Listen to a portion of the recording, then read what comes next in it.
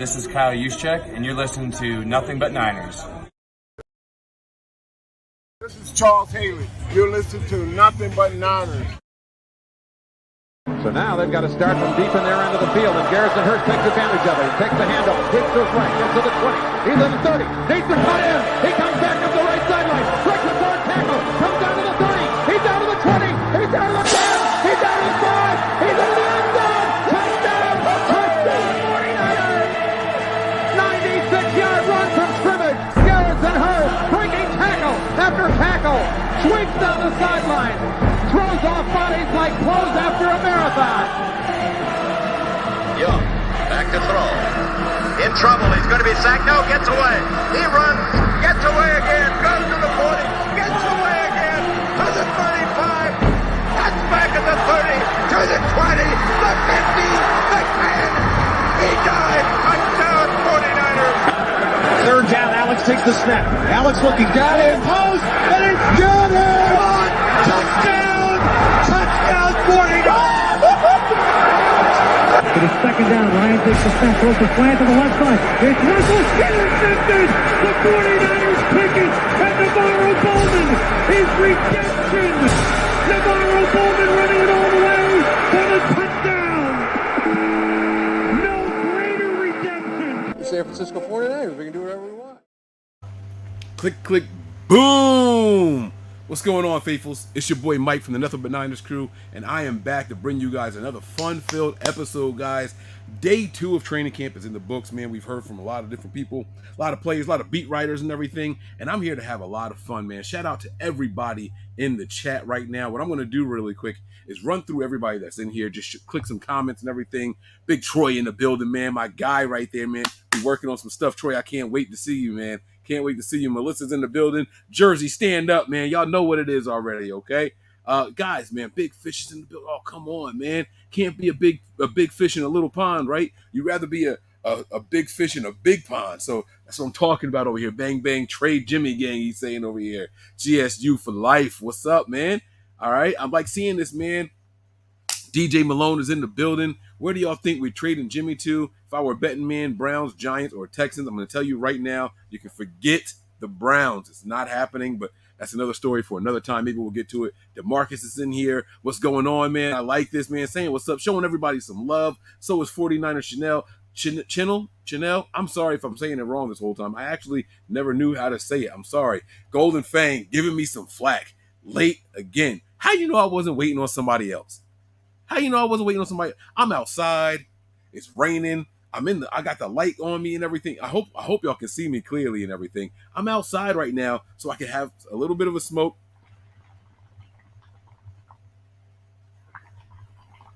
You know what I'm saying? I'm just out here chilling, man.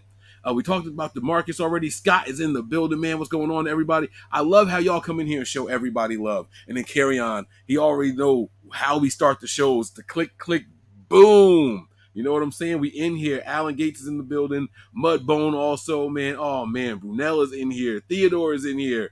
Brooklyn Niner. Like Hurricane. Come on, y'all. Schmidt juice. That what? All right. Like, hey, look, man. I'm with it, man. I'm with it. Donald Watson, Talib.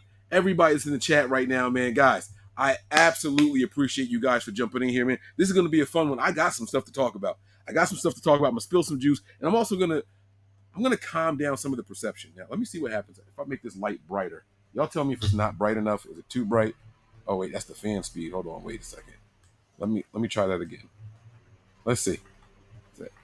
Oh, it looks the same on the camera. The camera actually adjusted pretty well. So, all right, I don't have to worry about adjusting the brightness and everything. All right, guys, so we're going to talk. But before we do, I got to run through my formalities for every show. If this is your first time here on the YouTube page and you guys enjoy the show, please hit that like button. Give this show a thumbs up, all right? Like, subscribe, and then turn on your notifications so you know exactly when we are going live. Can you guys hear me good? Give me a thumbs up in the chat if you can hear me well, okay? I want to make sure that the audio is working and everything like that, okay?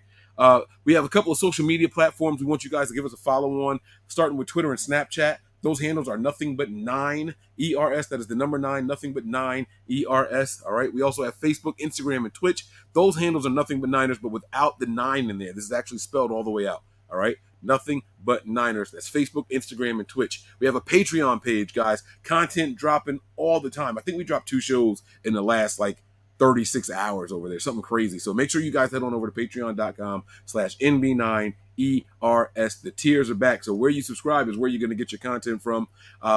So make sure you guys head on over there, okay?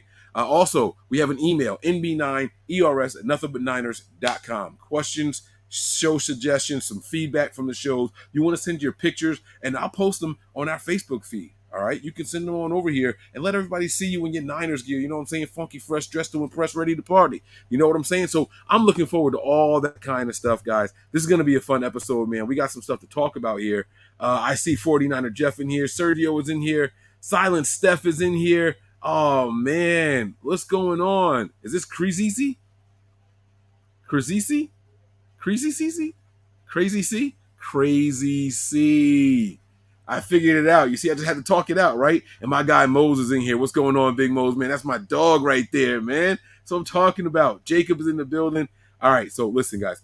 We're always going to start with the latest things going on around the league and how it might concern the 49ers, okay? So the first rumor that we're going to address here is going to be the DK Metcalf contract, all right? Now, I'm going to put this up here so you guys can see it. DK Metcalf's agent, Tory Dandy, said, and the Seahawks GM John Snyder and exec Matt Thomas finalized this deal this afternoon. Metcalf is now one of football's highest paid wide receivers. The details are here above. All this from Adam Schefter.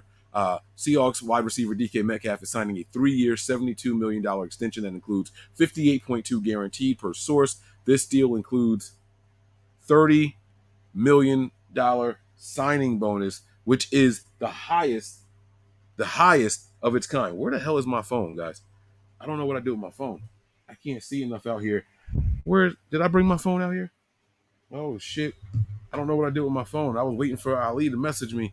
I don't know where it is. But here's the cool thing about this, right? That's the highest ever for a receiver, and it says that Metcalf will be 27 years old when he is a free agent again. All right. Now, why is that important, right? Now, let's just do some simple math here. 72 divided by 3 is $24 million a year. That's a lot of money for a wide receiver. And the Seahawks went out there and forked it out. You know what I'm saying? Like, they really dished it out there. This is important, right? The very last line of this is actually what's the most important thing to me. Oh, shit, my phone is in my pocket. Ain't that a bitch? It's right here the whole time. I got my phone, guys. It's right here. There it is. All right. Let me, I got to post a link in here. The guys are asking me for the link. I didn't know that the guys were joining, and that is okay with me. That is absolutely all right with me. So let me copy the link. Let me send it to the guys. Get them all involved. Send me the link to WhatsApp. I'll jump on around 9:40. I don't know if I'm going to be around 9:40. Let me see here. All right, my supervisors text me. What? Like people, they wait till I go live to start hitting me up, man. That's crazy. All right, let me send this message to my guy. Let's see, where is his name? There it is, right there. All right, it's been a busy day, guys. I apologize about this, but this is why that last line is so important, right? It's telling you there that he will be 27 years old when he's a free agent again.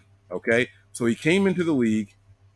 He played for 3 years. This is the start of his 4th year, and he'll be 27 in 3 more years when this extension is up. So actually 4 more years, I'm assuming, because it's an extension. You know what I'm saying? It's an extension. It's not like a new contract. So that means they added on to the last year of his deal, right? So that means that DK Metcalf is 23 years old right now. That's important. Deebo Samuel right now is 26 years old. So what I want to ask you guys is this.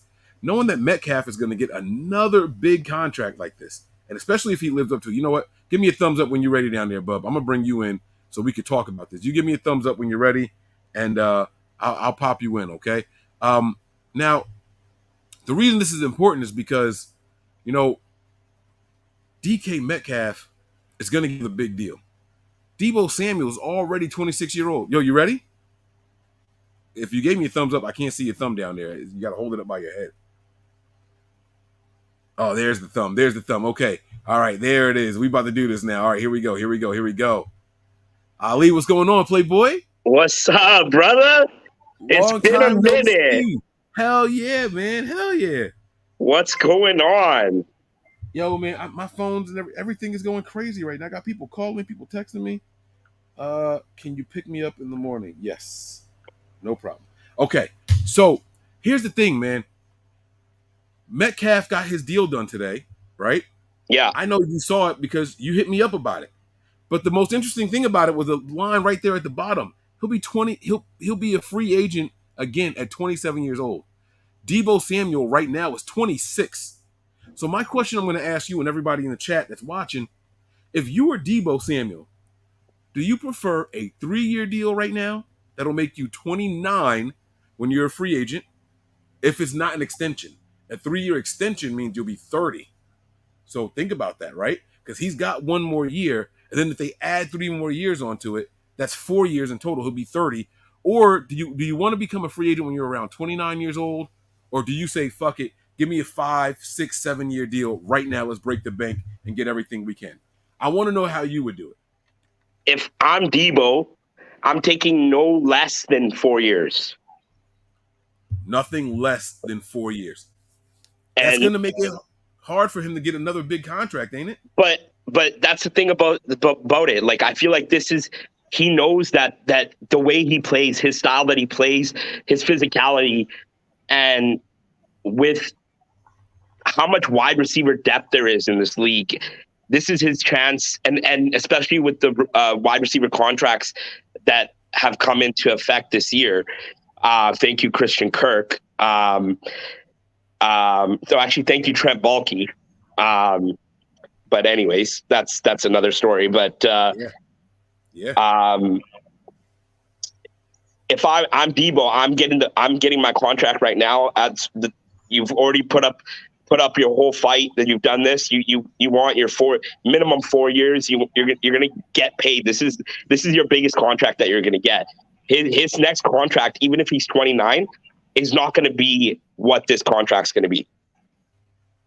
And especially if that's with the 49ers. So if I say this is Deebo's last contract with the 49ers. It's so crazy to me. Like, bro, think about this for a second, right? Mike Evans has been in the league since 2014, right? He's 28 years old, bro. Deebo's 26 already. Like, I almost feel bad for Deebo. You know what? Like, I came on the show and I blasted him for his antics and all that stuff and throwing this hissy fit and everything. I think I'm siding with Deebo now. I'm starting to get something like, you know, like, you got to get this deal and you got to get it right now, bro. There's no waiting. You can't wait for this deal to come through. You got to go ahead and get this done right now, because if I'm Deebo, I think if I'm worried about the bank, it's either a really, really, really long deal, I'm talking 6 years, or it's a short deal like 2. And then we revisit this again. And you're saying nothing less than 4. So you kind of are on the latter side. I want to know what the people in the chat think here. How many years, guys? Start typing these answers here. I see Crazy C has already put it in here. Start typing it in the chat, guys. Let me know. You guys got to remember that if it's an extension, it's adding on to his current contract. So a 3-year extension really means that Deebo will be 30 at the end of that deal. I want to know what people think and how they think that Deebo should handle this. This is very, very interesting. What do you think? If I'm going for the bag, I want a 2-year extension. Give me one more big deal before I'm 30 years old, because that's like the magic number in the NFL when they start saying, all right, it's time to watch a decline, right? Especially for a skill position player. So if I'm him, give me a massive 2-year deal, 2 years, $50 million maybe, right? Give me like 2 years, $50 million with 40 guaranteed, right? Deebo's worth $20 million a year. He's worth $20 million a year, right? 2 years, 40 million guaranteed, $50 million. Give me some extra incentives and things like that to boost it up. I did a show earlier on Patreon, and I wasn't realizing that Deebo's going to be 27 before the end of the football season. Yeah. His birthday is in January. I didn't know that.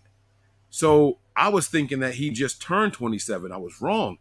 January 15th is his birthday. He'll be 27 by the end of the season, and we're going to be in the postseason. So you know what that means. Like, he's going to be 27 playing this year. He They're came saying out as 5 years. he came out as a senior, right? Out of South Carolina. Yeah. Yep. He went to the Senior Bowl. That's where they fell in love with him. Remember? Yeah. I mean, I see some 6-year deals. Peachy saying a 3-year extension, 4-year extension, at least 3. If I'm Deebo, this is what I'm not doing. I'm not signing a 4-year deal. It's got to be on one side or the other. It cannot be 4. Because at 4, you're 31 when that deal is over. I can't do that to myself. I can't. You're either going to lock me up until I'm 32, 33, or you're going to let me get one more deal before I'm 30. That's the way I'm looking at it. That's what I would do. It's tough, though. It's really tough. do you think we need Deebo? And I'm asking you this question as if you could trade Deebo for one player in this league to help improve our team, would you do it? Oh, here we go. Oh, man. Like another wide receiver, or are you saying like just anybody? Any position, any player. I would have to see how the offensive line holds up this year because I don't think we have a lot of weaknesses, if I'm being completely honest. I'm not trading Deebo for a safety. I'm not trading him for a corner. I like the corners we have. Now, we are going to have to find a replacement for Emmanuel Mosley if we don't lock him up or extend him. You know what I'm saying? Like, this is the last year on Mosley's deal. I like what Mosley brings to the table as a DB. And the defensive line is the defensive line. As long as we got Chris Kosaric and we have Nick Bosa, and if what's my man? Drake Jackson is who we think he's going to be, our defensive line is going to be okay.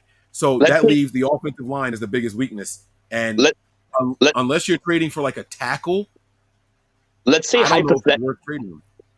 hypothetical Drake Jackson doesn't pan out. Would you trade Deebo right now for, let's say, a Josh Allen out of Jacksonville? Right now, today? Yeah. No, because I haven't seen Drake Jackson to say that he doesn't pan out. Like, it's a trick question. You get what I'm saying? Like, now you would have to fast forward a year for me to give you that kind of answer, and then I would have to know Drake Jackson doesn't have it, right? But I'm also the type of person where I believe in development. I believe in player developing. You know what I'm saying? Even with Drake Jackson on this roster, I personally, if the Jaguars called and be like, we'll give you Josh Allen for Deebo Samuel right now, I would do it.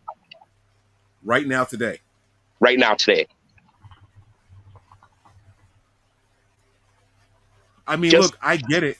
I understand why you say that, but Deebo is absolutely going to help this team. This team is better with Deebo than they are without him if he's used the same way that he was used last year. And you also have to think about this, man. We're also going to get to experience the downfield aspect of Deebo that we weren't able to see. So we haven't even seen his whole bag of tricks yet. No, yeah, of course. Deebo, he is very valuable. I don't know if it's worth it right now. I don't know if it's worth it right now, bro. I like your outside the box thinking and trying to put me in a tough spot. That's good. That's really, really good. But I just don't know if it's worth it. I mean, we have wide receiver depth, and Deebo. Do we? And there's no question that Deebo obviously changes the whole dynamic of our offense, and Deebo is him, like, basically, you know what I mean? Like, he's a dog. But can you hear the rain? Sorry, what? Can you hear the rain? No. Okay, cool. I wanted to make sure. Go ahead. If you what? If you add Josh Allen with Nick Bosa and Eric Armstead on this line right now, with the way the defense is constructed, we may only need to score 14 points to win a game every. But then you wasted a second round pick. You get what I'm saying? Like, it's a phenomenal rotation. I get what you're saying. It's the best rotation. We already have probably the best defensive line in the NFL. If Kinlaw is half of what we want him to be, if Drake Jackson can give us 8 sacks a year with 20 to 30 pressures a year, like, we have the best defensive line in the league. You know why I posed this question? Because I was thinking about what the Rams did last year to get to that Super Bowl. And they said F it. And no, you can curse. We're 20 minutes in. You can curse, bro. all right. Well, they said fuck it, and they went all in and they got Von Miller. And that literally changed. That was Von Miller was one of the differences with that defense, was the reason why they won the Super Bowl. Well, I can tell you Von Miller is the reason they got to the Super Bowl. That interception at the end of on that play, Von Miller was the one who started the pressure, and then Aaron Donald was right there afterwards to clean it up. So who you going to double team? Nick Bosa, Josh Allen, Eric Armstead? Man, I would be, if the Jaguars called and they said they're offering Josh Allen for Deebo Samuel, there's no way I hang up the phone. You got to try to get more, though, right? I don't know. All right, I don't want to talk about it. I don't want people hating me. They already think I don't like Deebo, and I love Deebo the player. I absolutely love Deebo the player. It was the antics that I didn't like, for the negotiation period. But again, and I said this while I was hating on the antics, I completely understand it with, how old he is and everything. He's got to get that money now. It's now or never. You know what I mean? So I get it. But I'm gonna say no right now. But I'm not mad at that. I'm just gonna let you know, because we don't have any real depth at the wide receiver position. We have to be honest here. We got Danny Gray, who can't run the short and intermediate routes the way he's supposed to yet. Again, I'm gonna say this again. I believe in player development. So they have that's something that they have to work on for him. The deep stuff is cool. That's great. But you got to have more than that if you plan on being a starter in this league. You know what I'm saying? And so if he can develop and become better, it's not going to happen right now this season. You know what I'm saying? You're going to have to work him in and let him get used to that kind of thing. And then who are our other wide receivers? You know what I'm saying? Like, there's no proven guys out here. BA is the closest one. You know what I'm saying? Brandon Ayuk is the closest one to a proven wide receiver. I mean, that's it. Now we got Kittle. He's going to be a phenomenal pass catcher. I mean, so you got Kittle. You could either trade for someone, or you can add a guy like, I don't know, for example, like a Will Fuller or something. And yeah, you're not getting the same return, but like you're still, you can there's ways around it, right? I mean, but this is all hypothetical, but I just crossed my mind. I was like, if this whole Deebo situation drags out and the trade is still an option where we would get a player in return, and if there was one position we could add and where we could add it, I'm like, why not make our strongest position on the team even stronger? Yeah, no, I understand. I completely get what you're saying. All right, so we'll see what happens here, but we'll see what happens. Deebo's here to stay. Kyle loves Deebo, and it's gonna take more than just a player straight up. I don't care who the player is to trade him. You know what I'm saying? They had a first round pick on the table this year, and a third round, and they turned it down. So they're not just gonna do it just for the sake of doing it. You know what I'm saying? Let's get to the day 2 recap of training camp. All right, let's go ahead and get to that now. Boom, let's pop that up there. Now, there was a lot of reports that came out today saying that no, Melissa, I didn't forget about Jauan Jennings, but he's not proven. I know that there's a lot of hype on him, and we felt really good about him, but Jauan Jennings is not a proven commodity. You know, we got to see more from him as well. Jauan Jennings right now, all right, here we go. I'm gonna get some hate. Fuck it, we're here. Jauan Jennings right now is not as good as Kendrick Bourne was when he was on this team. Do you agree with that, Ali? Yeah, absolutely. It's too small of a sample size right now for Jauan. Okay. And so, no, Melissa, I did not forget about him at all. You know what I'm saying? I didn't forget about him, but he's nowhere near the player that our third receiver was in Kendrick Bourne. So he's got more time to grow, though. He shows a lot of promise. You know what I'm saying? But we got to see what happens here. We absolutely have to see what happens. Training camp, man. We heard a lot today, a lot of negative stuff about the passing game, right? So on day one, we heard that Lance was 9 of 11, One of them was a drop, and the other one was anticipation throw where the receiver fell down. Right? So you can say what you want. He should have been 100%, whatever. We also heard that Nate Sudfeld was 100% yesterday. Today, Trey Lance was 6 of 14. And that's all I heard online today. Oh my God, this is terrible. I can't believe this happened. But I still didn't hear any panic. He threw interceptions. A lot of other people threw interceptions as well. As a matter of fact, every quarterback threw at least one interception today. But what people are leaving out when they talk about that is that yesterday was the short passes. They were working on the quick game.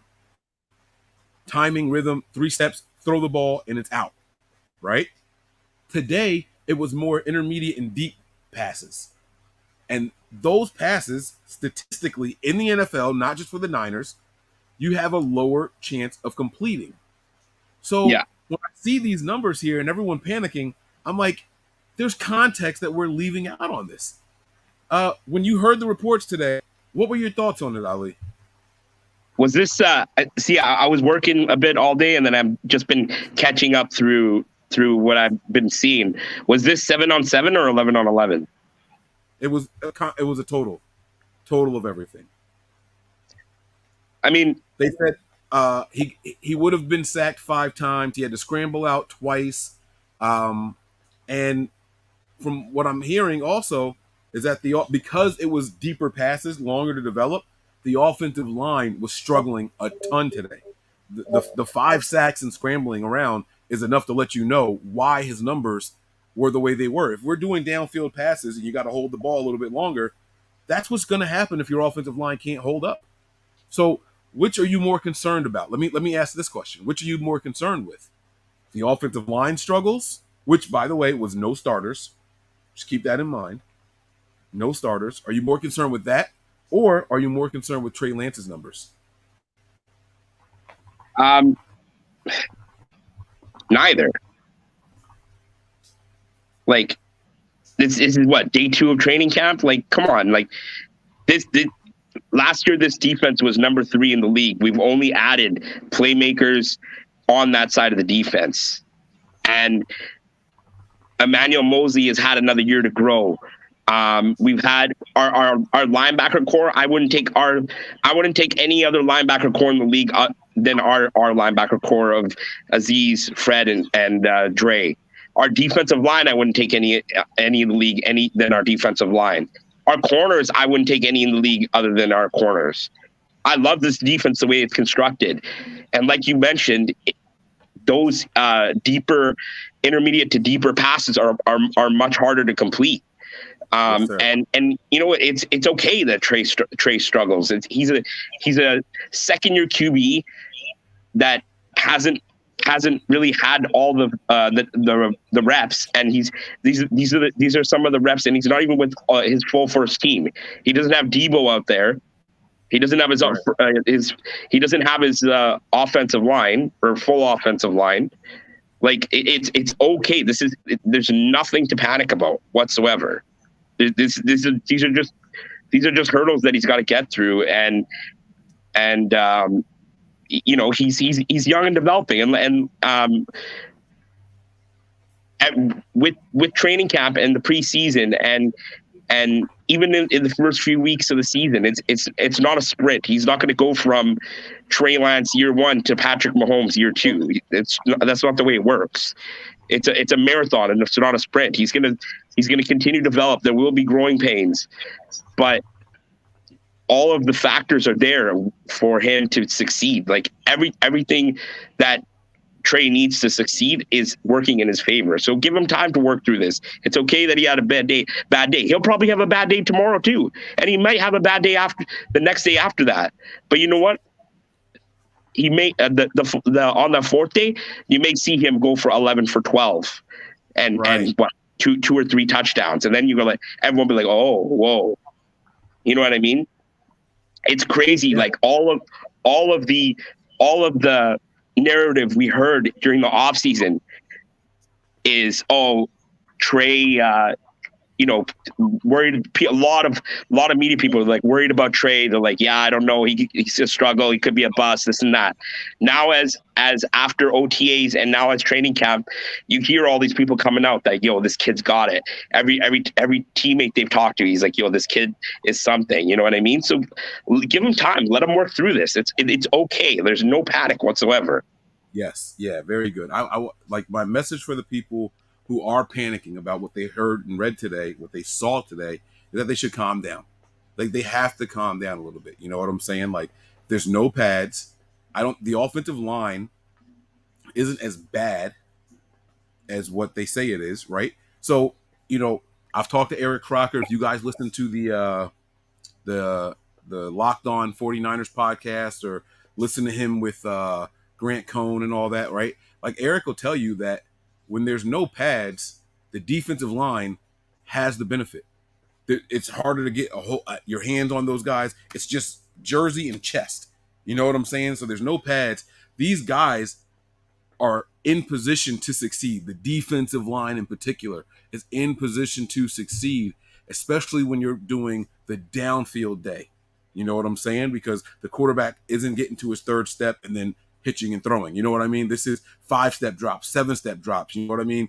3 steps, but you got to read the field and wait for something to move. And then, that's all in favor of the defensive line. So I think practice is going the exact way we want it to go. This is what we want these guys to be out there doing. The way I see it is a bad day for the offense is a good day for the defense. There's 2 sides to every coin. You know what I'm saying? It depends on which side you're cheering for in the moment. So I'm not overly upset about it. You know what I'm saying? Now, what about the rest of? You said you're not overly upset. Are you upset at all? No, I'm not mad about an interception. You know what I'm saying? Like, again, the stats were 6 of 14 today. That doesn't bother me. Bother me. You know what I mean? Different people were saying how he was getting a little flustered and trying to force some throws in the tight windows and things like that. And here's a positive, right? There were 2 drops today that I heard about that include that 6 of 14, right? So if there's drops that happens, one of them was in the receiver's hands and then it was knocked out by the DB. Like, these are good things. And there was 2 scrambles too, which is the ability that he brings over Jimmy, right? So that's another, factor those into right. That as well, right? So yeah, that any positive yards on a play is good. Like, you know what I mean? So yeah. And these are the things that people have to keep in mind when we're going through and we're hearing, reading, and seeing all this stuff about what's going on at training camp. We got to be mindful of what we're seeing. You know what I mean? The play breaks down and he takes off for 15 yards. That's a first down. Who's upset about that? Not me. It's not me. And this is Trey's first time being the guy in the NFL, being the guy, taking all the top reps and everything. So I personally, I like it. I like hearing, like you said, the scramble. You know what I'm saying? Like, these are good things. And Kyle talked about it at the podium. I don't mind that if the first read is in there and he sees the second is covered and he takes off and makes something happen. I came on the show a couple of times last year and during this break, and I was saying, is Kyle a little too controlling of his wide receivers? Does he insist on them making this specific throw on this specific play? And now this season, the 2 pressures, 3 that I've heard from Kyle, they've all been, if Lance can make a play, then let him make a play. So that even sounds like, to me, Kyle's got a new mindset from what we heard when other quarterbacks were there. I can't find a negative, Ali. Help me out, man. Am I reading this? Am I hearing this with the rose-colored glasses? Like, what am I only seeing? Not, is this my fandom speaking, or are there some positives in all this? If you're negative day 2 into training camp, then it's you got other stuff that you need to worry about, because it's gonna be a long road. There's gonna be a lot of days that are like this in training camp, and there'll be flash plays within these days. There'll be things that you'll just see little snippets, little things that every day. But there will be a lot of days with stats like these, and we just have to get used to that. These are the things. These are the things that it takes for your star quarterback, the face of your franchise, to develop. And it's okay. There's no need to hit the panic button. Yeah, I completely agree with you, man. Let me see what's going on in the chat here. I'm going to scroll up a little bit here, just a couple of minutes, and see what's going on. Sorry. Sounds like what? Sorry if I keep rubbing my forehead. It's like 96 degrees. We don't have AC in my house. I'm sweating like crazy, bro. No AC, bro? No, bro. We have we live in a townhouse, and the strata has had a lot of pushback because you're not allowed to necessarily do any add any things on the outside structure of your place. Yeah. So it's crazy, bro. It's we're in the middle of a heat wave. It's hot, bro. I came out of the shower and I was literally sweat right away. Yeah. No, I feel you, man. Listen, man, I went to work this morning and my route was in before I got to the office, and I'm like, all right, it's going to be a good day on the road, right? Now here it was 90 degrees also today. And I get there and my supervisor's she's like, hey, Mike, she goes, I really need you to stay back in the warehouse today. The warehouse doesn't have air conditioning. It was 85 degrees in there, and I'm schlepping heavy ass equipment around, you know what I'm saying? 75, 80, 90 pound equipment all day in there. Bro, I was absolutely miserable. You put a fan on you and think all right, this is going to help. No, it's just blowing hot air at you faster. Yeah. It was terrible, man. It was terrible. I wouldn't be able to fall asleep. I imagine you're sleeping naked tonight. There's no way I would be sleeping with clothes on tonight, bro. Yeah, it's basically a fan on and windows cracked and try to get as much air circulating in my room as possible, man. Yeah, and shout out to USMC 49er. He says if we would have carved at the defense, we would have been talking about the secondary. It's all good. It's practice, and that's exactly it. A bad day for one side is a great day for the other side. And that's how you have to look at it, and the defense is the top 3 defense in the NFL last year. You expect them to be good. You expect those guys to be good. So, and the last thing I'm going to say about the whole passing and all that stuff, if you tell me that this guy was 9 for 11 the day before, right? And that was the short passes, Kyle will work that in there. You know what I'm saying? Every play isn't going to be the long down the field stuff.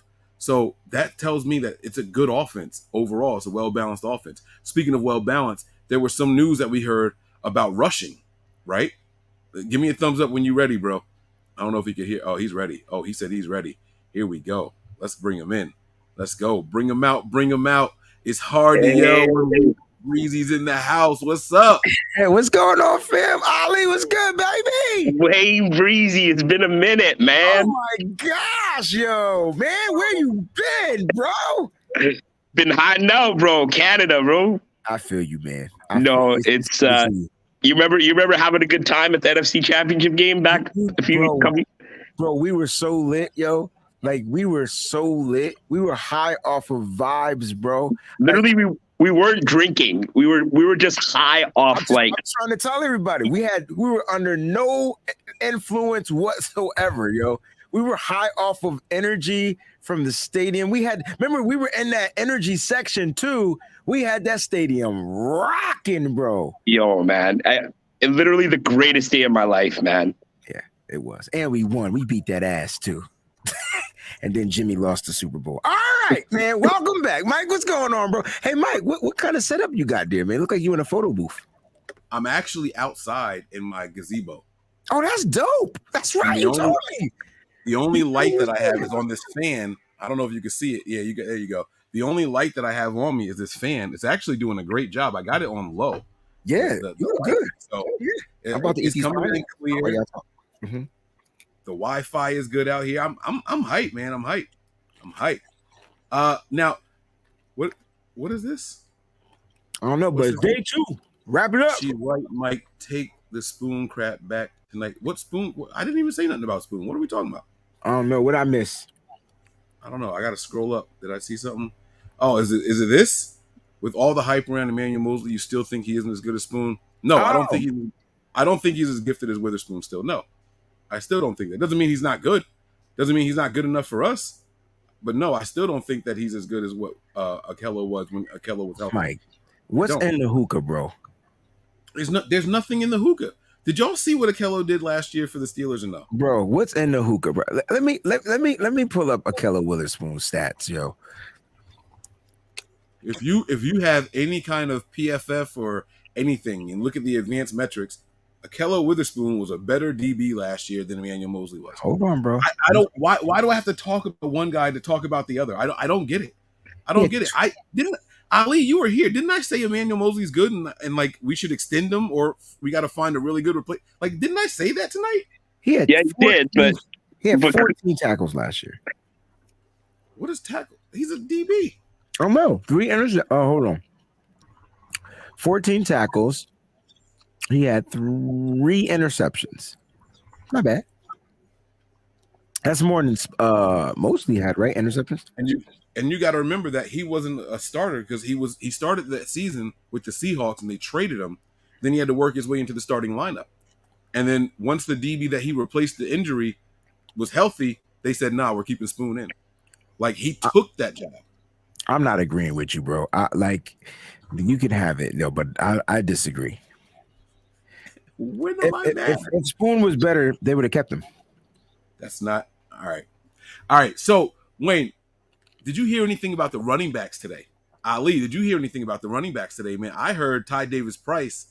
Yes, really, really good. Very, very decisive runner. Now it's got to be tough to imagine grading running backs this time of year, knowing that there's no pads. Like, we're not going to evaluate them till Monday, Mike.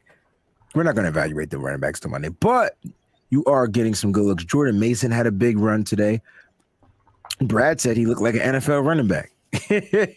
So, this is a good problem to have. The running backs are looking decent, but again, they're not getting tackled. You know what I'm saying? Like, look, we'll see what they look like. But I did hear TDP put the pop on somebody today. So we'll see.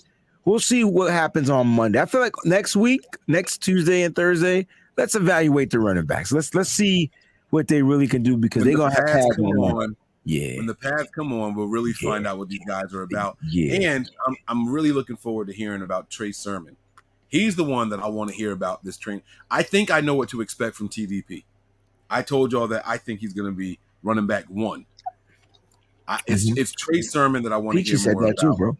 Peachy said that he's going to be running back 1. We might have a little bit of a bias, but when it comes to Trey Sermon, we might have a little bit of a bias. My bad. Not TDP.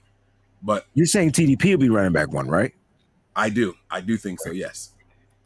Now, when the pads come on, do you guys think that we see a starting offensive line for real, like the real offensive line, and not the makeshift that they were working with today? I think you're going to see that. What do you think, Ali? Like, I think you'll see more once Trent Williams is back and Mike McGlinchey. I think that's when they'll slowly start bringing him into those team drills. He's not doing team drills right now, so I don't think right away. I think even when the pads come on, I think it'll be at least another week or so. Maybe after the first preseason game, maybe a bit before that, but no, I don't think right away. The reason I say that is because I still think a lot of these guys are maybe just dealing with off-season stuff. McGlinchey's still working his way back. Trent is I actually don't know what's going on with Trent, but he has some family issues that he's taking care of right now. Okay, yeah. So like the full like starting offensive line, I don't think we'll see them as a full unit till maybe the second week, but that's just what I think. Every time I jump in the kitchen, every time I'm in the kitchen, you in the kitchen. Yo, pull up this Leroy comment. What do I need to do my homework on? You can't tell me to do my homework and then not tell me what I need to do it on. Wait. You can't start cussing people out yet. because we don't know what he's talking about yet. That's what I said. He might be saying, as a teacher, you got to get the class ready. I don't know. I don't know what he's talking about. Mike, stop giving people. Shut up, Mike. I want to know what he means. This is the benefit of the doubt, eh? Yeah, that's Mike, bro. Yo, I'm nice to everybody, man. Yo, Ali, on the last episode, on Tuesday's episode, somebody called me. What was the word, Mike? Obnoxious, bro.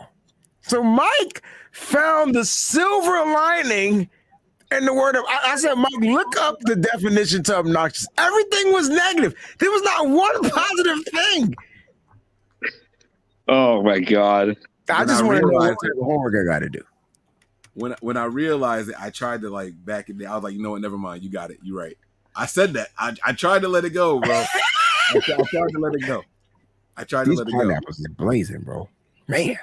Hey, Mike, with you. You know what I'm saying? Mike, have you seen Semi-Pro? The movie? Is that no, I was thinking about the dodgeball. What I don't was remember Semi-Pro. I don't remember that. That was a Will Ferrell movie? Yeah, I know you don't like Will. Basketball joint. Yeah. I know you don't. I know you don't. You're not a big Will Ferrell guy. Yeah, I didn't see it. Okay, you remind me of a saying in that movie, and he's yelling at the team, he's trying to hype them up, and he's like, "Listen," he's like, "Everybody love everybody," and he's That's like, Mike.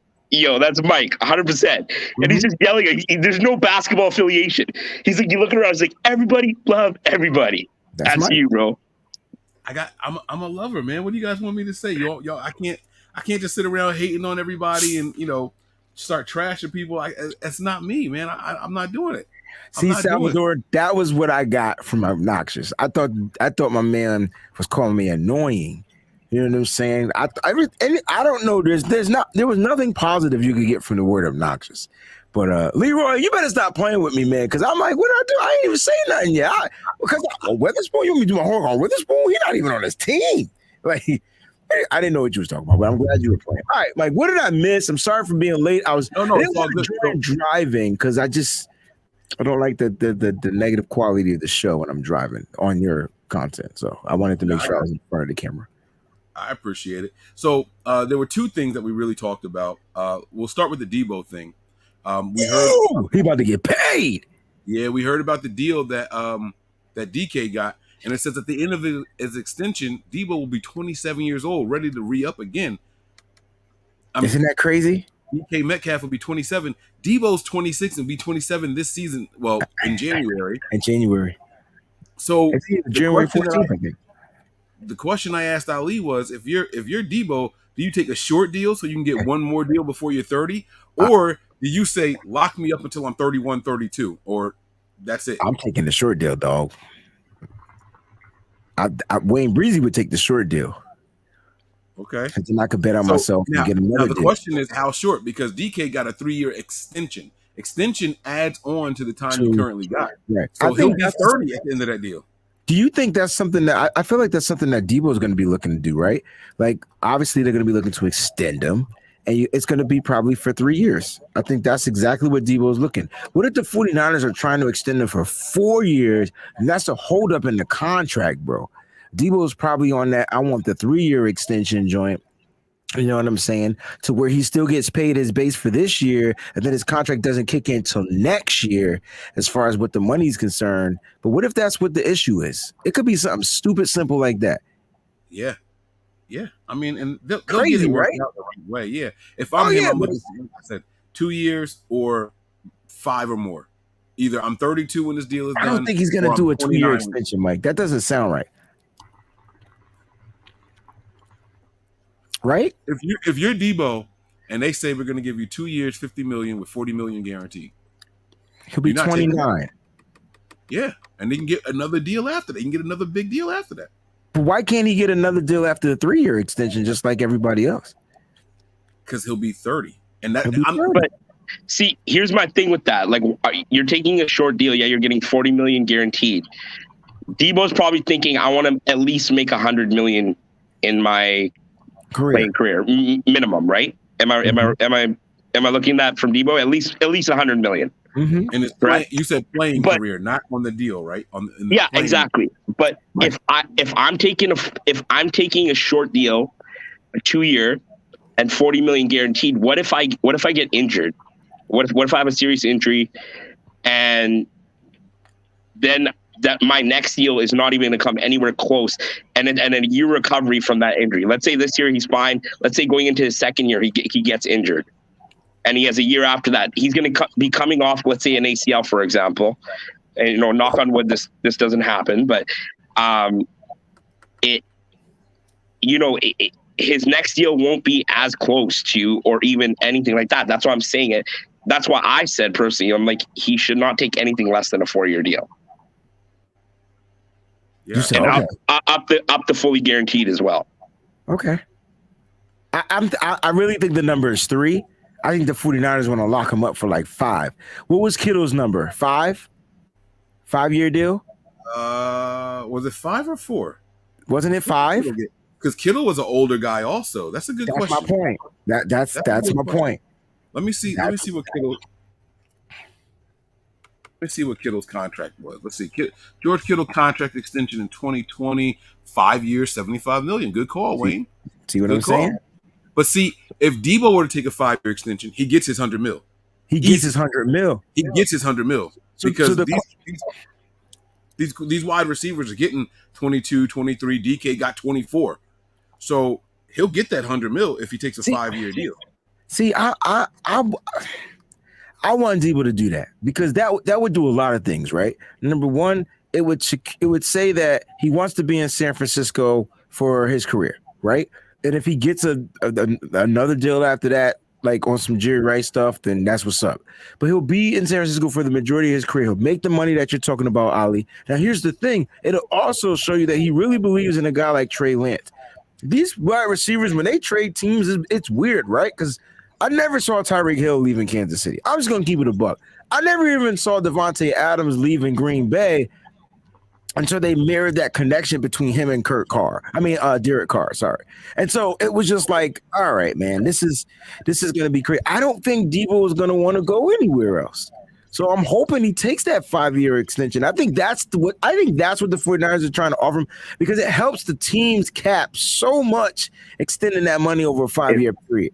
If Deebo takes anything less than 3 years, if it's like a 1 or 2 year deal, that'll be my opinion. My prediction is that'll be the last contract he signs as a San Francisco 49er. Yeah, that's that. Yeah, I'm thinking the same exact thing. Pineapples, bro. I was looking it up, Wayne. Without looking it up, how old do you think Mike Evans is? I thought he was young, right? Mike Evans is probably 24, 25. Mike Evans? He's been in the league since 2014. If he was that young. Oh, so he's what, 26, 27? Is he 32? He's 32? He's 28 years old, bro. Wow. He's 28. He's not 32, though. 28. He's 28? He's young, man. Mike Evans is like, for how long he's been in the league, he's a young dude. Oh, right. Bro. He is young, but he's getting paid. You know why? That dude has what? How many consecutive 1,000-yard seasons? Most slept-on wide receiver in the entire NFL. Yeah, he is. And he's done it once with Tom Brady and the rest with Jameis Winston. So it's crazy, right? Yeah, that's crazy.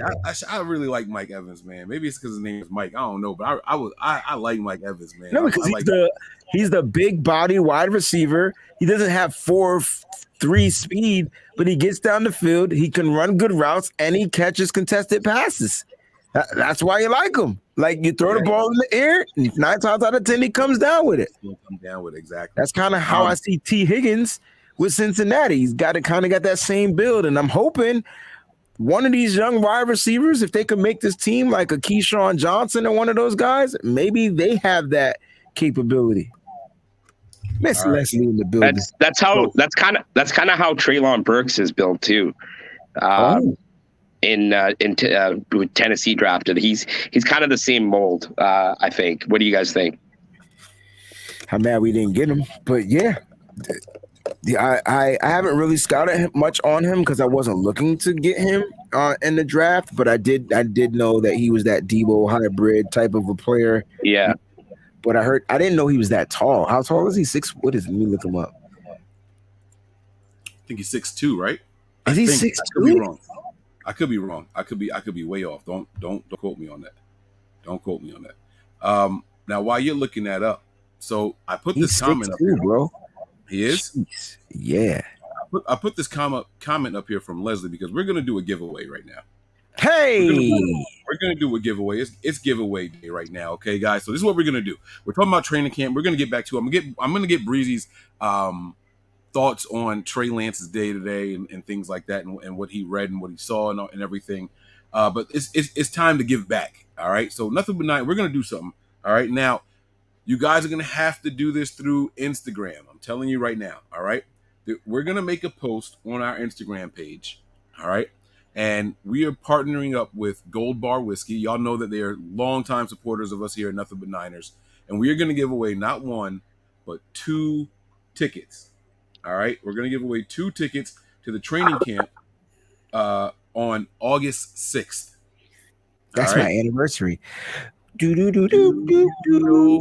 was going to. Let's go. Huh? Oh, come on, 30, baby. Yeah.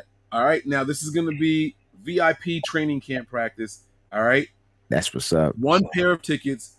Our people over at Gold Bar Whiskey hooked this up. What you got to do is you're going to head on over to the Instagram page. All right. There's going to be a post with some music out there. It's going to have a song in the background. It's going to have the words giveaway in there, and you have to comment. That's all you guys got to do. Comment on the post that we make. And if you can make it, we're going to do a random selector. We're going to do the wheel live on our next show so you guys can see who it is, all right? You guys have until Saturday. Let me see here. All right, so the post is going to happen tonight, all right? I'm going to tell them to put music in the background. Let me see. Let me make sure it's all ready. Put music in the background and a banner that says giveaway. So now you guys know. And if you guys don't already follow us, make sure you guys go over to Instagram and follow Nothing But Niners, okay? All right. It's going to be a Gold Bar giveaway. Gold Bar giveaway. Now, all you guys got to do is comment on that. We're going to take every name that's on there. I'm going to put them in my little spinner wheel here. And you guys have to say something so I know you're interested. Like, I want in, or 8/6, happy anniversary Breezy, something along those lines. And I'm going to take every name that puts that comment in there, and we're going to do a wheel selector, and we're going to pick those people this weekend or on Tuesday. All right. So does that sound good? Everybody got it? Everybody understand? All right. It's the giveaway time. You guys get to do it. We're going to remind you guys again about it. Okay. Now, this event is already sold out. I'm going to remind you guys that 8/6 is already sold out. You can't get tickets to this anymore. So make sure you guys, if you guys want to go, that's the place to do it. All right. We're not giving away 1. We're giving away 2. All right. Oh, we're going to post it. We're going to post it tomorrow. He says he's going to post it tomorrow. All right. So you guys got the heads up. I will do a reminder video, just a short video on our YouTube page that's going to announce that. Okay. So make sure you guys head on over there. Get ready to get busy. Okay. 8/6. I want in. Happy anniversary, Breezy. Something along those lines. I got you, bro. I'm on that already. All right. So, Wayne, the other thing that came out today was Trey Lance and the quarterbacks didn't look too good today. Yeah. Or the defense just looked really good. However you want to look at that. See, Ali, he's saying the same stuff that we were saying, right? Now, here's the thing, man. 6 of 14. Today was the downfield and intermediate stuff. Mm-hmm. What were your thoughts on it what were you hearing? You got your ear to the Twitter streets more than I do. What were you hearing? What were you seeing? Do you think the reactions to today were justified? The reactions specifically to the quarterbacks and Trey Lance. Well, look, I want everybody to feel comfortable and reacting however they feel like reacting. That's the one thing I do want. I don't want people to, like, you know what I'm saying? If they feel like he was bad, then that's cool, right? But there's always context to why players do certain things or play certain ways. I want to talk about the context in this Trey Lance situation. So, yes, Trey Lance didn't look as good. He didn't. So put it like this: it's not about how you start; is how you finish. I'm going to leave it at that. He had a slow start, a bad start, a rough start, or whatever type of start you want to call it. But he had a really strong finish. And I think that's most important because remember, when quarterbacks make mistakes out there in the real game, is how can they overcome the adversity? How can they shake off the interception? How can they shake off the fumble or shake off the sack or shake off all the negative energy that's coming their way? How can they shake it off and turn it into something positive? And you watch Trey Lance do that right here today. I won't say this that far as context though, Mike. The offensive line is trash. Like, and I don't want to say that, but let's keep it a buck. That's what it was. They were giving up sacks left and right. Now, we all said that the offensive line is going to start slow at the beginning of the season because they have to figure out themselves and figure out the continuity. There was no Mike McGlinchey, no Trent Williams, no Jake Brendel. No, Jake played. He did, but I thought did he play with the twos? But Brunskill ended up getting the starting spot today because they wanted to see bad snap from Brunskill, fumble. Like it was just like bad news Bears offense line. So it is what it is, right? And then you also don't got your running back team to lean on, to do some things to kind of like trick the thing. So look, he like didn't he throw an interception today? Didn't Trey throw an interception today? I can't remember. Yes, I know he did. Every quarterback did. Okay. So yeah, it just wasn't bad. And it's cool, man. Trey needs to be evaluated, right? And he needs to know what he needs to work on. We said that. The only way to get better is by messing up. And when you mess up, you need to see what you can go out there and fix. Trey didn't have the best day, and it's cool. I think it's all right. I think it's all a part of growing. And you heard him talk about it today. You heard everybody else talk about it, and they all still said that Trey Lance still has that it factor. He still has that confidence. He still has that ability. So team believes in him. So even in messing up, team believes in him. And what Ali and I were talking about before you jumped on with this is that much like the running backs, you can't judge the offensive line until pads come on. You have nothing to touch these guys on. I understand. You know what I'm saying? So the defensive line definitely has the upper hand in the padless situation here. Now we got a super chat here from Salvador. He says we need to draft wide receivers under 21 to maximize their prime, and that's very interesting. 21 or under. I'm not mad at that. What are your guys' thoughts on this? And I move myself to the bottom so the banner's not covering you guys up. Go ahead, Ali. I agree with it, but I also think that one of the deepest positions in all the drafts is wide receiver. I feel it's easier to hit on that position than any other position, and there's always good wide receivers coming out. So I mean, if a guy is 23 and you know that, or 23 and you know that he's going to be a stud, and there's another guy who's ceiling's about the same, and but his floor is lower, and he's 21. I would still take the guy that's 23 because he is, that he's going to be that guy, and I understand what he's saying to maximize their prime, but I'm okay. I'd rather have Deebo Samuel as taking him as a senior than drafting someone else that wasn't as good in that class. You know what I mean? That was younger. I'm trying to think of that class. I can't think of anyone right now, but or N'Keal Harry, for example. Okay. Good pick. Good one. He was what was he a sophomore or was he a junior? I can't remember, but that's prime example number one. Yeah. This is the tough one, bro, because it all depends on who the wide receiver is and who you getting. Because those guys that are 19 years old, they're still not fully, they're not developed. But you might get a superstar. So then the 49ers don't ever have the luxury to kind of draft one of those guys. They always need another position ahead of that wide receiver. It's not like they just need a wide receiver. So I think if they had the ability to draft a wide receiver under 21 in their prime, maybe in round 2s, round 3s, they would. They tried that with Dante Pettis. That shit didn't work. They tried with Jalen Hurd. That didn't work. Right? Yeah. But I think what he was saying was get guys closer to that 21 age so we can use them more in their prime. Right? So Deebo might be in his physical prime this season or next season. You get what I'm saying? That 27, 28-year-old. And that's his manhood, yeah. Right. You know what I'm saying? You get these younger guys. What he's saying is get them to learn the system, and then when they're in their prime, you got the contract extension, and boom, it all adds up. You know what I'm saying? I think that's what he was going with. And it could be. It could be. I could have read it wrong, but it's all good. But that's how Deebo was so dominant, like in his third year. It's like, he's wow, look at this guy. But he's approaching that prime. Yeah, he's physically wise and mentally wise. And I think, you know, I'm gonna say something. It's a little bit out there, but I think Deebo contributing to this team last year, it was his best year that he will contribute to this team. If you know what I'm saying.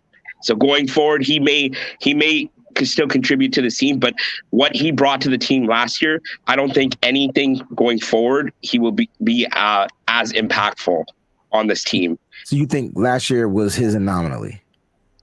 No, not like so much an anomaly. Every receiver like, has their best year. I feel. Yeah, exactly. So I feel like that was his best year, but I still feel like he's still going to make a big impact. But there's other players that are going to take a lot of that impact away from Deebo. You know what I mean? I feel like. I disagree. Well, I see what he's saying. Go ahead, Ali. I know I see what he's saying, like, but I disagree because at the end of the day, you want to get the ball to your best player. Most teams get the ball to their best player when they need to. We watched the Rams do it with Cooper Kupp. They had other wide receivers. They had Odell Beckham before he got hurt. But how did they win that game? They got the ball to the best player. I still feel like if we would have got the ball to our best player toward the end of the game, we probably could have won that game. But for some reason, we just couldn't find Deebo Samuel anymore. I get what you're saying. No fourth quarter touches, but good. Well, let me jump in. I get what he's saying. I just feel like Deebo still.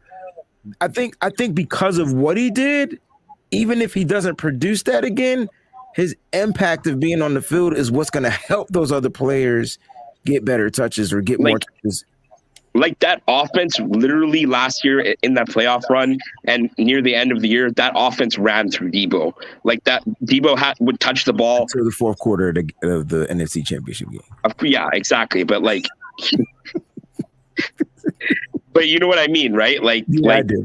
Like, I don't know if he's gonna have that same impact because you're gonna have guys like Brandon Ayuk step in, who has been building chemistry with Lance all this time, and there's other players on this team. I get what you're saying. And Kittle as well. Like I mean I feel like his contribution, he's still one of our best players. I love an extension of the offensive line, because if this line ain't getting right, you won't be seeing anything from Kittle in the receiving game, bro. I'm telling you right now. So like if Brandon Ayuk develops the way that we hope he is, the way that we think he is, if Juwan Jennings takes a step forward, if Danny Gray can make some contributions, and then you can get your 8 to 9 to 1,000 yards out of George Kittle, it's going to be really hard for Deebo to get 1,400 receiving yards or 480 something rushing yards. You know what I'm saying? So I think that's what Ali was going. Not that he's not going to be good anymore. That's what I said. He's not going to be one of the best weapons, but I can see Deebo getting 1150. 1250, you know what I'm saying? Like receiving yards with his average 5 or 6 touchdowns a season and all that. And that's all, in my opinion, still wide receiver one. We just sat here and talked about Mike Evans. Mike Evans ain't putting up 1,800 yards a year, but he'll give you that 11 to 1,200 yards a year every year. Like and he's wide receiver one. You know what I'm saying? Like that, it does, but the contribution in the totality of what Ali was talking about, I could see what he's saying. And it's very possible. If these guys develop the way they're supposed to, Deebo won't have to be that guy. We won't have to force it to him as much as we had to last year. You know what I'm saying? Like, bro, Deebo became wide back because the running backs were hurt. You know what I'm saying? Like, so what do? We go out 2 years in a row and draft running backs. Like, we are trying to avoid having to do that. We can't have him be the focal point and no other options. We have to have other options develop, and along with their development comes a decline in total scrimmage yards from your top guy from the previous year. Whether it was Deebo, whether it was Kittle, you know what I'm saying? Like that's what it is. I said the same thing. What Ali is saying now is what I said about Kittle after he broke the tight end record. He's never going to come close to that again. So far, I'm right. He's never, because he was the only. Right, because you guys he was the only option at the time. Right. But Deebo, but y'all acting like Deebo was the only option last year. He wasn't. He made plays. Deebo caught fucking 2-yard passes and turned them into 90-yard touchdowns, bro. What are the options?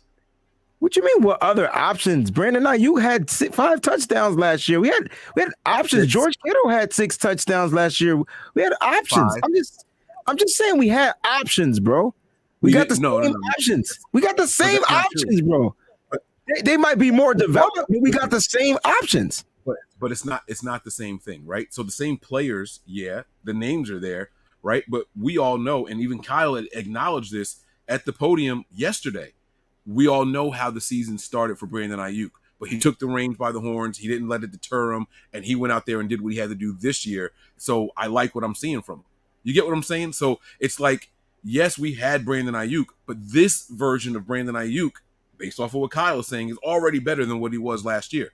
And we still don't know how that's gonna pan out until he go out there and do it. Yes. Okay. But we know, but there's no but, because we know Deebo Samuel. There's no but, because Deebo Samuel, we know, will go out there and prove it. He's proved it. Brandon hasn't. Yes. And Brandon wasn't trusted in the offense. It doesn't matter. It doesn't matter, bro. What are you talking about? It does matter if they don't trust him. My thing is, Brandon didn't prove. They did trust him because he was getting the ball. Brandon didn't go out there. Brandon Ayuk last year, bro. Kyle said that. These are not my words. He didn't say that. He said he didn't trust him in the beginning until he turned and started developing stuff. That's what he said. Say the whole shit that he said. Don't say he didn't trust him. Right. You're proving my point. No, I'm really not. I'm not proving your point. What I'm saying is, trust him. You think Brandon Ayuk's targets are going to go up or down per game now? We don't know. They should go up. Depends on if he's open, right? That's what we're hoping. We're hoping Trey Lance hit the open guy every single time. We want Brandon's targets and usage to go up. We want him to develop. And I'm not saying that he can't develop. I'm not saying that he hasn't developed. He just hasn't proven it yet. Just like we want Trey Lance to throw 30 touchdowns, but we know damn well he hasn't proven it yet. He hasn't played enough football. We don't know what he's going to do. And Kyle said that. He has the ability to do it, but we still don't know. Your offense runs between 68 and 72 plays a game. Because Brandon Ayuk is better doesn't mean you get more plays per game. That's not how it works. Your offense is better, but you still run the same average of plays per game. And if Brandon Ayuk is going to get more targets, simple math will tell you that means less targets for guys like Deebo. If George Kittle comes back healthy, and we're running the same amount of plays, George Kittle was not a focal point the last 4 weeks of the season and even in the postseason. He was not a focal point for targets. You just said yourself, if the offensive line is playing the way it is, George Kittle's going to be an extension of the offensive line. But if that offensive line is better, right. But if that offensive line, is all right, if Trent comes in and Mike McGlinchey comes back and then Brindell is good and Aaron, if the offensive line is okay, then his targets go up. Then exactly. And if everyone's targets are going up, that simply means Deebo's don't. They're probably going to be less than what they were last year. And that was. But I'm not talking about targets. I'm talking about production. I'm saying Deebo can get less targets and still produce. That's what I said. I said Deebo can take. Okay, we're not talking about producing. He's going to produce. He's saying I'm not talking about. I don't think he's going to produce less. You think Deebo Samuel is going to have 1,800 yards this year? I'm not talking about total. I'm just focusing on as a wide receiver, bro. Like that's the only thing I care about. I'm not thinking about total yards as far as running back because we're not. Brandon Ayuk not running the ball, so let's just focus on them being wide receivers. So who's going to have more yards as a wide receiver this year, Deebo or Brandon Ayuk? I don't know. My money would be on Brandon Ayuk. Okay, Ali. I think Brandon Ayuk probably is our wide receiver one this year. Okay, and I think it's Deebo. And now I think both of those guys break 1,000 yards. So it's not like either one of them are scrubs. We're not saying one guy is trash all of a sudden. No. That's not what we're saying. I didn't insinuate that you guys were saying that. I'm just saying that I think Deebo Samuel is still the number one wide receiver. He's still going to get those targets. He might get less targets because, like you said, there's more volume to throw the ball around because you got players that are developed. So I agree with you on that. But I still think he's going to produce and give you Deebo's numbers. What position did you play when you played football? I played running back. Running back. Damn. All right. That's not what I was hoping you would say. You weren't a two-way player? You didn't do anything on defense? Yeah, then I played linebacker. Linebacker. Okay, here we go. So think your defensive mind. Let's say you're a defensive coordinator and you got a plan for the 49ers. Who's the player you're trying to eliminate on the offense? Skill player. I'm sorry, I was reading the comments. Who am I trying to eliminate? Skill players on the 49ers offense. Yeah. If I was a linebacker? If you're a defensive coordinator. Oh, coordinator. And you're planning up against the 49ers. You got you're the Bears. Week 1. Oh, you're trying to eliminate Deebo Samuel. So they're gonna double Deebo. I see where you're going with this. Right. And Brandon should be getting the single coverages, but that's not gonna happen all the time, bro. Do you guys think that George Kittle is going to be used less as a blocker this year, and they're going to actually open him up? Because that like you mentioned, that season where he broke the tight end record, he has that in him. Like, that's why you're paying him $75 million. You're not paying him to be an extension of the offensive line. Open the shit back up with him. Like, he was brought in because of the issues with the offensive line and the way that Kyle was calling games because he didn't trust Jimmy. I think because of Trey Lance's ability to escape the pocket, maybe they don't use Kittle in there as much, and maybe they do leave him down the field. So if Trey Lance breaks out, Kittle's sitting in the middle of the field because nobody's covering him. Trey can make that throw. So I think you're right. I think you do see Kittle be more of an extension of the offense and not the offensive line. He gets back to being Kittle. I think that's why Kittle is so happy right now. I think he loves the block, don't get it twisted, but I think he gets back to being Kittle. I think that's really cool. Like that, and I think that's because of the ability of Trey Lance. Who do you think our best route runner on the team is? It's Brandon Ayuk. It's Brandon Ayuk. Yeah, it's Brandon Ayuk, but yeah, I think it's George Kittle. Nah. I and you know why you guys say that? Because the sample size isn't large enough. Maybe, but I don't know, man. Let me look. So I put this up here, and I agree with this. This is what Wayne's point was. I'm gonna come back to you, Ali. I'm gonna get back to that. This is what Wayne's point was, right? And I agree with this. Deebo is number 1 until proven otherwise, right? The season hasn't started yet. Number 1 wide receiver on this team is Deebo Samuel, which is why defenses are going to game plan to try to eliminate him. We're going to have to force them to find someone else to beat us, right? That's what the game plan is. That's what the game plan was in the NFC Championship game. They wanted to eliminate Deebo as much as possible. You know what I'm saying? Now, that doesn't mean that they can't spread the ball around. I want to put this comment up here. Wayne, you can help me out here. Pull up the Houston Texans game and pull up that Seattle game and the Cardinals game. Those 3 games that Lance got significant playing time in. Because we got the super chat here from Mark, and he says, if I recall correct, Lance and Ayuk had better chemistry than Lance and Deebo. And I don't know if this is true. Because wasn't Deebo the one that caught that deep pass in the Seahawks game from Lance? And he also caught the deep pass in the Houston game, right? Now, I don't know who had more total receptions and total yards, but he had the bangers. He had the big plays in those games. And he also had that crazy catch in the Cardinals game. Do you remember that one where Lance scrambled? Yeah, and then Deebo just like high pointed it, and then it looked like that Kaepernick play against the Packers against the Seahawks. In the Bold. Houston game, Ayuk was the leading receiver. He had 4 receptions for 94 yards off of 6 targets. So they both had 6 targets. Deebo and Ayuk had 6 targets. Deebo had 3 receptions for 63 with the touchdown. So Ayuk had more yards, but Deebo scored. Right, but Deebo had that one really big play too, right? Ayuk had one really big play too, bro. He had a 23. Well, I don't know. He had a 43-yard play. It should show you the long, right? Oh, so both of them had a 40+. Yes. George Kittle had a long one. He only had one in that game. That was 29. Let me go to the next game. All right, cool. You said 49ers versus Seahawks. Oh, he doubled up with the thing. I don't know if that was a glitch or not. Hopefully they don't charge you twice, bro. I hope they don't charge you twice. I'm sorry about that, Mark. Same super chat there. Which one did Trey Lance play in? The 5th or the October 3rd? December or October? Lance was in. You talking about Seattle? It was October. Okay, it was early. 21. I remember that. All right, so yeah, he only played in half of this game, so we don't know how it changed up from Jimmy to whatever. But I still want to know the overall numbers. So in that game, Deebo went buck wild. Yeah, that was the game. 8 for 156, 2 touchdowns. Whew. And those 2 touchdowns came from Trey Lance. Yeah. Yeah, he had that long one for what? It was like a 656 or 55 yarder or something. Yeah, it might have been longer than that. What was his long in that game? He was wide open. It's not telling me what the long is. So.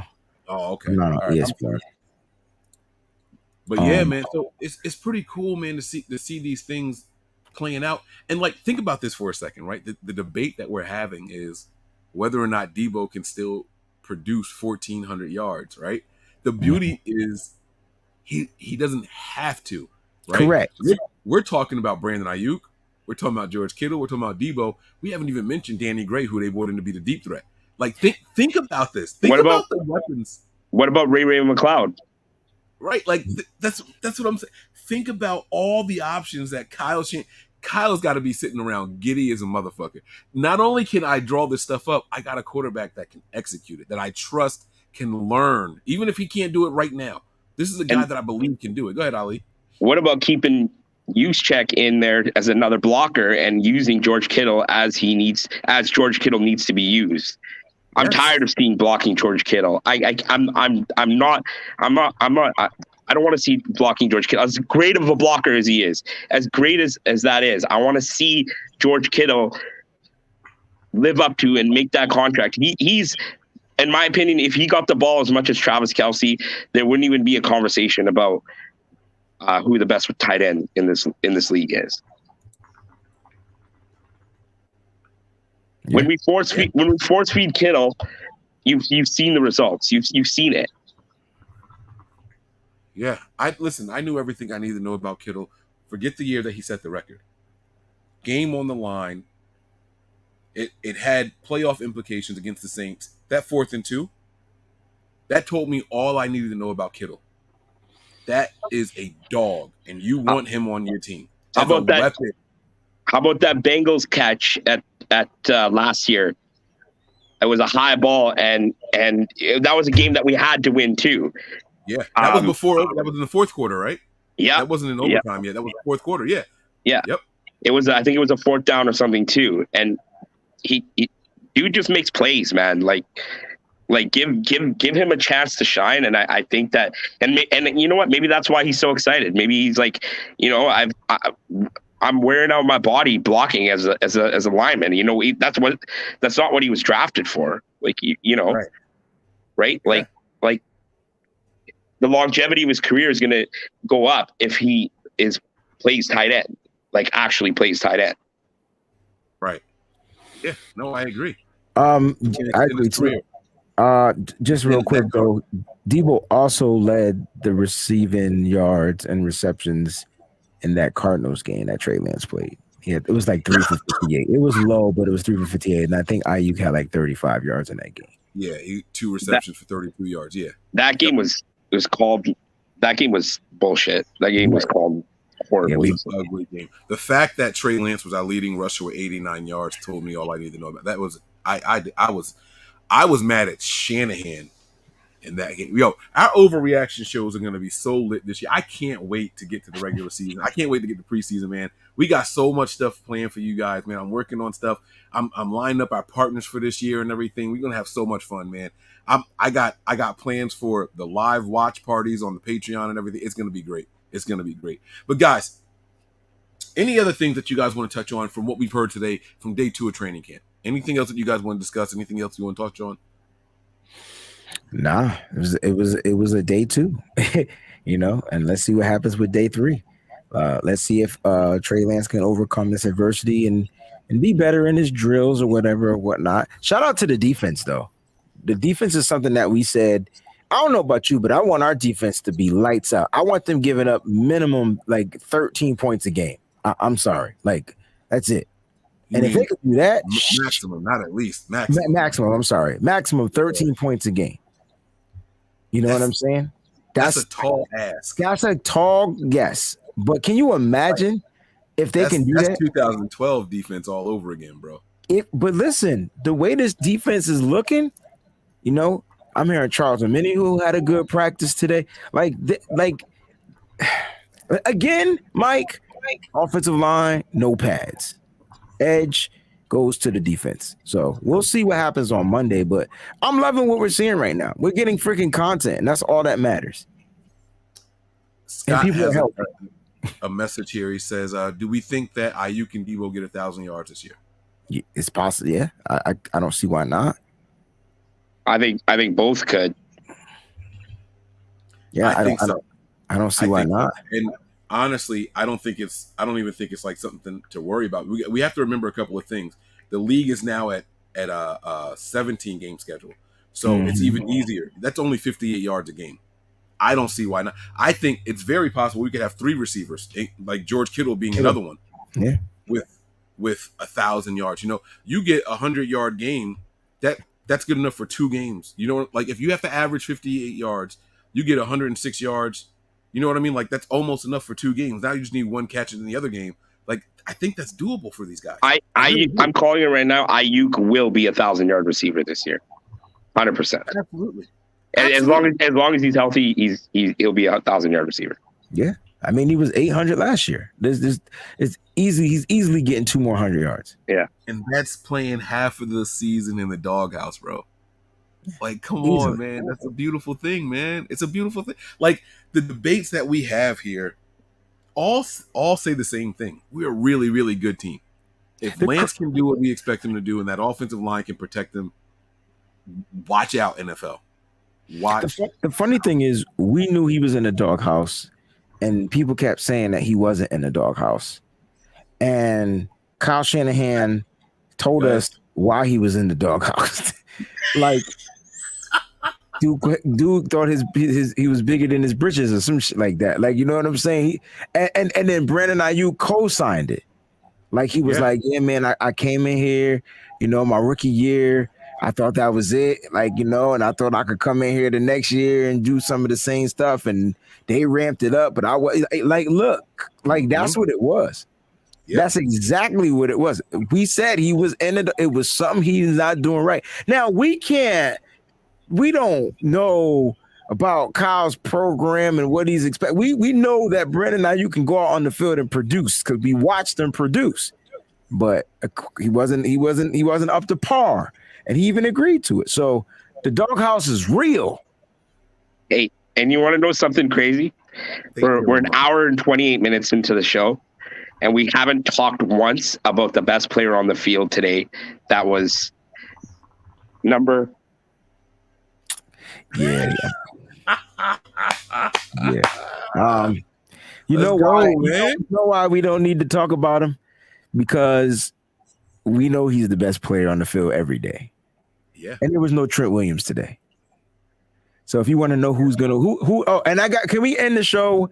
Can we end the show with who would win the fight out of the grizzly bear and the silverback? Because my wife and I sat at this restaurant yesterday, and I asked her the question, and she said silverback, and I was agreeing with her. So who would win the fight? Grizzly bear or the silverback? Ali, what you think, bro? Because I got info. A silverback gorilla. Let's get some information on. I don't care about weight. I don't care about look. 5'1", a bite force of 1,300 psi. All right. They're only 5'1". Oh, I thought they were taller than that. Silverback's got to be taller than that. I mean, I'm looking at it here. That's what it's saying. I know bears can be 8 feet tall. Like full-grown grizzlies can be 8 feet tall. But remember, Nick is a small grizzly. They call him small bear. It says silverback gorillas are between 4 and 6 feet tall. Mm-hmm. Wow, that's it. All right, and their weight Now remember, you got to think about their diets. Silverbacks are plant-based. 300 to 430 pounds. There's no way they weigh that much. A gorilla weighs that much? 300 to 430 pounds. You just skipped the whole 200s, bro? That's what a grizzly bear. Oh, this shit is over. It's a grizzly bear easy. Okay, go ahead. A grizzly bear is 1,300 pounds, bro. Yeah, but all right. So I even before the stats, I was gonna say grizzly bear, but yeah. Oh wait, no. It says 600. Hold on, wait. Let me see. Hold on. I'm sorry. Grizzly bears males are 600 pounds. Okay. And they are. Wait a second. This can't be right. Nah, this website's fine. Oh, DJ Malone had a good question. Where's the environment? That's a great question. Is it in the jungle? Because if it's in the jungle, a bear ain't lasting. Yo, if it's in the Amazon, that bear ain't lasting, dog. Okay. Now here's the thing, DeMarcus. That's what I'm. So I get grizzly bear. All right, you know this is what my wife said, and it was so dope. She said bears are 3 to 5 feet. That's not accurate at all. Now I think full-grown grizzly bears could be up to like 8 feet tall, bro. When they stand up on their two legs, bro. That I know. Google it.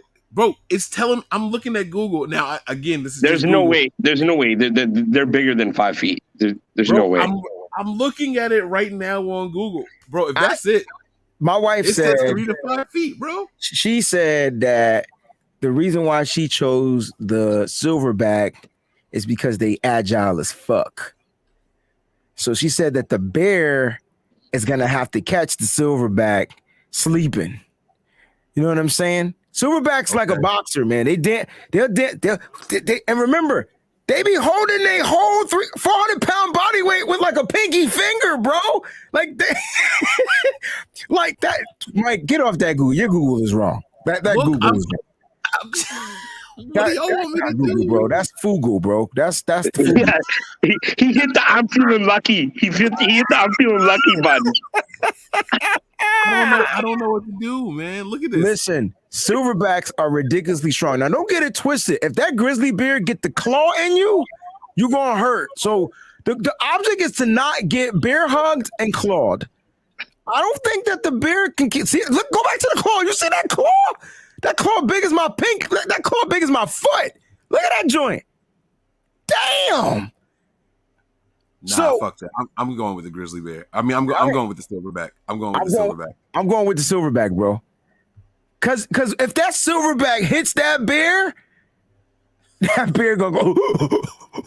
That bear is a rat.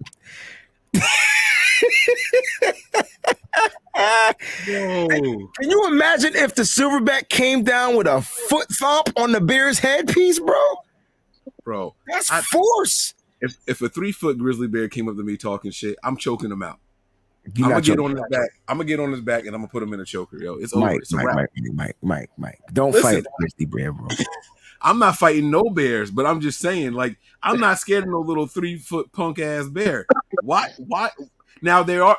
So I'm looking at it and it's saying that's the height to the shoulder, but the neck and head can't be twice as size. Y'all saying 8 feet? Grizzly bears could be up to, like, some people are saying in here 9 feet tall, bro. Like, hold on. Now I'm about to Google biggest grizzly bear ever. Somebody said leopards kill silverbacks. I mean, because they fast. So that's my point.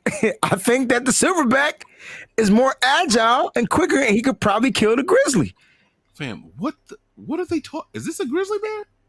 How did we get up on this subject? I gotta show you. You did this. You did this.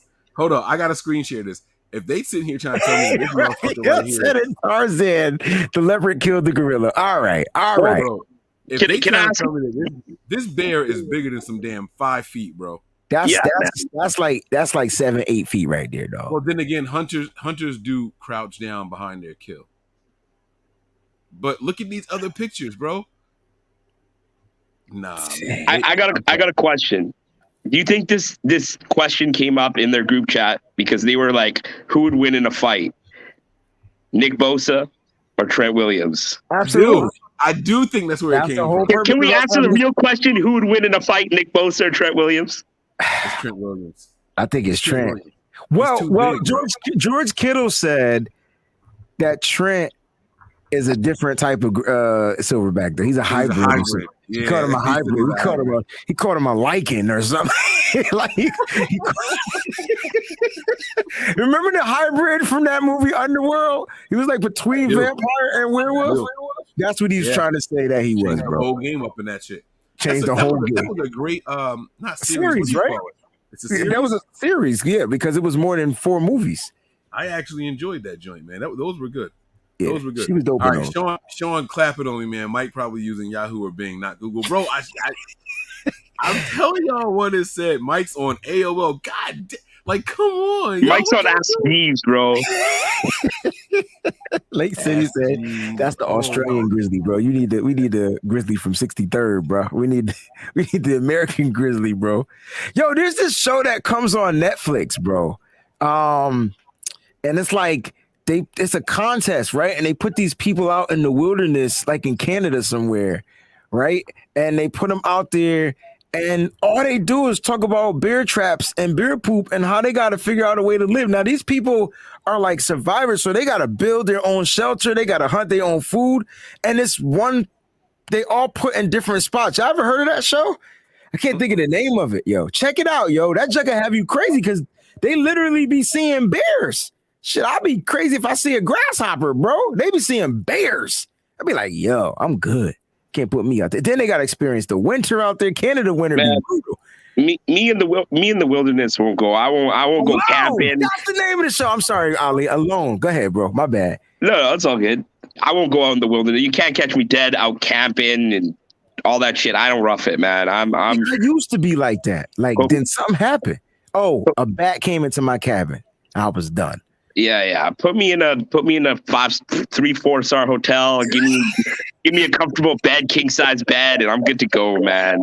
Yo, check out the show Alone if you got Netflix, bro. It'll have you be like, yo, there are people in the world that really be on some like caveman shit, like real talk. Like I don't want nothing to do with that. Like, you know what I mean? But it's a pretty good show, man. All right, so 6 feet, 450 pounds versus 8 feet, 800 pounds. So Wayne, you were right. Mm-hmm. You were right. Okay, so this changes you that up on, bro. Is that still Google? I'm on Google and I typed in silverback versus grizzly bear. Who would win in a fight? I typed it in, and there's a whole page here. Yo, look at the silverback's upper. Just look at the body. Look at the weight, bro. I ain't fucking with that gorilla, bro. Wait, I think I might change my answer, bro. I don't care about none of them stats. Them stats don't matter. I think that let's see who declares a winner. All right, grizzly bears have 20 claws, several inches in length, one on each toe of their forefoot. They need to cut their nails. Nails on their fingers like humans. Silverback bear size. All right, on average, silverback gorillas are about 2 feet shorter than grizzly bears. They both stand on their hind feet. Silverback gorillas can reach up to nearly 500 pounds, which is about half the weight of the largest grizzly. It don't declare 1,000 pounds. Yeah, it doesn't declare. Bro, I'm going grizzly. Fuck it, I changed my mind. I'm going grizzly. Yo, y'all saw that movie? What was that movie with my guy Leonardo DiCaprio where the bear? The Revenant. Did you see how vicious that bear was, bro? Yo, he was human though, and wasn't that bear? Wasn't that she-bear protecting the cubs? She was protecting the cub. Now that was one of the greatest scenes I've ever seen in cinema. If it's a silverback messing with a mama grizzly, I'm going with the mama grizzly. Yeah, especially if the cubs around. Like she'll fight. Especially if the cubs around. Yeah, you don't mess with cubs. All right, final thoughts, guys. Let's wrap this show up here. We're going to end with some well wishes and positivity for some of our faithful out there. But your guys' final thoughts here, man. Let's go with Ali first, then we'll do Wayne, and then I'll wrap it up. I just want to say thanks for having me on, Mike. It's been felt like old times back with the crew here, man. But it's only day 2 of camp. It's okay that Trey Trey struggled today. It's part of the growing pains. There's going to be a lot of days that he struggles. There's going to be days that he's really good. Let's just, be happy football's back. I think we're going to win the Super Bowl this year. I said it earlier in one of these shows. I said it. I told you we're going to win the Super Bowl this year. We got the team. We're battle tested. We're doing this. So just let's stick it out. Let's ride out faithful and just let's enjoy it, man. Very well said. Right. Listen, faithful, relax. It's just training camp. It's where the players go to get their work in. This is where they go to fix their mistakes, work on their mechanics, do all that type of stuff, man. Come week 1, though, we going to whip some Bears' ass. That's what I do know. So you want to know how we going to dethrone this Bear? We're going to deep claw every one of them 20 claws come week 1. So just get ready, man, because that's what we're doing here in camp. Iron is sharpening iron. I love the battles that's about to go down. And remember, they didn't even put on pads yet. We guys getting a wind knocked out of them without pads. Can you imagine what it's going to be like with pads, bro? It's going to be crazy, man. Stay tuned. It's going to be nothing but Niners, nitty-gritty Niners, any type of Niners shows. Just stay tuned because we're going to have a lot to bring you, and I can't wait. I'm excited to rock with my bros, man. Thanks for having me, Mike. No problem at all, man. The guys knocked it out the park here, man. It's just training camp, man. The guys are supposed to be out there learning what they can and can't get away with, and not for nothing. Without the pads, it's just talk. The big players are going to do their things when the pads come on. That's when the big boys get to talk. George Kittle said it best. I've seen wide receivers come in here and look like Randy Moss, and then when the pads come on, they're cut. You know what I'm saying? Like he didn't. I ain't hear him say that, but I gotta find it. he made no qualms about that, bro. Look at that George Kittle presser, bro. He said it straight up. I've seen guys come in here without the pads on. They look like Randy Moss. He said it. He named Randy Moss. He said, and they get cut. Like it's a wrap. So I like that, man. And the last thing that I want to say here, man, we're gonna send some prayers out to our guy, 49er Chanel. All right. We know what you're going through, the medical stuff and everything. And let me tell you, the faithful have your back, bro. All the positive energy, prayers, good vibes, any of that, whatever you guys believe in, man, let's send some prayers up to our guy, 49er Chanel, longtime supporter. And even if you weren't a supporter, man, just prayers up. Cancer is a terrible, terrible thing. I just lost my godmother to cancer 2 weeks ago. One of the roughest days. Just it's terrible. You know what I'm saying? So all of us know someone who has been affected by cancer. If you guys know anywhere that you can contribute, donate to cancer societies and things like that, like you absolutely do it. Prayers up, positive energy, good vibes. We're pulling for you, bro. Keep us updated with everything if you want to. You know what I'm saying? If you don't want people in your business, we also respect that too. But we got your back, man. All 3 of us here and everybody at Nothing But Niners, the entire faithful, man. We got you, bro. So make sure you guys send that positive energy out there. Okay. I think that's going to do it for us here tonight. Let me make sure I haven't missed any super chats because I was too busy looking at the Grizzly Bear and Silverback because Wayne. Oh, I did miss one here. Hold on. Here's one here. Who's going to have a bigger season? The offense or the defense? This is interesting. Let's answer this one on the way out the door here, fellas. I think it's the defense. I think the defense is what this team is based on. And I think that you heard Richard Sherman come out and say, y'all going to be wishing y'all listened to me about this secondary because he feels like the secondary is a massive improvement. And we already know that the defensive line is crazy and we got the best linebacker core in the game. So I'm going to go with the defense. Like I said, man, I think the offense is going to put up points, but the defense is going to prevent teams from scoring points and take away. So those are the 2 biggest things. Keep them from scoring and taking the ball back. So I think it's going to be the D. Yeah, I think it's going to be the defense too, but it depends really how you are quantifying bigger season, right? Are we saying in terms of stats? Are we saying in terms of the rankings? Is the defense going to be like a top 2 defense and and the offense is going to be like a top 10, then yeah, probably the defense. But I think this defense is, you've seen it early. Yeah, it's without the pads, but just look at every level of of this defense, and you just have guys there, and you just have starters like just unbelievable, all like pros. And if you even look at the backups, it's the backups are the depth behind this team is on the defense is crazy. So I think that's where the defense has the offense. Okay. I'm actually going to go with the offense, not just to be different, but I think Kyle Shanahan finally has his toys.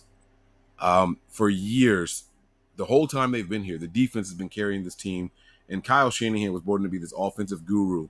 You know what I'm saying? Come in and average 31 plus points a game and all that. I think we finally see it. I think we see Kyle take the top off of defenses. I think we see him go into games with where does the opponent struggle, and we can finally attack that. We don't have to outsmart ourselves or anything like that. I could see this team coming in here averaging those 30, 31 points a game. And that doesn't mean that the defense won't be good, but I think this is the year for the offense to shine. I'm talking, MVP on the 49ers offense for the first time in God knows how long. You know what I'm saying? So those are the kind of things that I'm looking for this season. I'm going to go with the offense, but still top 10 defense. I'm talking top 2 offense in the entire NFL. Let's go ahead and do it, man. You look at the teams that you usually have in the high regards, they're losing their weapons. We're gaining them. You know what I'm saying? So we're getting the quarterback that can execute and get all over the field. You got to cover all the blades of grass this year, not just right in the middle. It's going to be interesting, man. I can't wait to see it. I'm going to go with the offense, but I'll be happy to be wrong as long as we're winning. You know what I'm saying? Mm-hmm. So that's going to do it for us here tonight, guys. We got one more super chat here. Hey, yo, Wayne, you want to break this one down for us, man? I like this. All right. I think we have a little, we got a contribution from our brother Sean and a prayer. So if you guys believe in prayer, just close your eyes and bow your heads. We're going to go ahead and read this. Jesus, we ask you for your healing presence to come upon him now. We declare your blessings over him and ask for your peace to fill his body. In Jesus' name we pray. Amen. Thank you, Sean, for that prayer and contribution. We appreciate you. And my son just landed in Washington State safely. I'm happy because I was nervous that him and his friend drove from here to Washington, bro. Jesus Christmas. And they got there in 2 days. They drove. Wow. 2 days? Wow, how about that? They took, you go to sleep, I'm driving. Right. 2 days. Those boys weren't playing, man. Okay. I like those. Those are the fun road trips though, man. Yeah. Absolutely. I can't drive 20 minutes without going to sleep, yo. This is ridiculous. We're gonna point this one out. You guys ready? Ali, yes. I hope you remember how to do this. You ready? Can you remove the contribution real quick? Oh, I'm sorry. I was gonna point high enough so y'all can see it, but it's fine. All right, y'all ready? Prepare for glory. Anticipate pain, but always remain faithful. We out of here, y'all. Peace.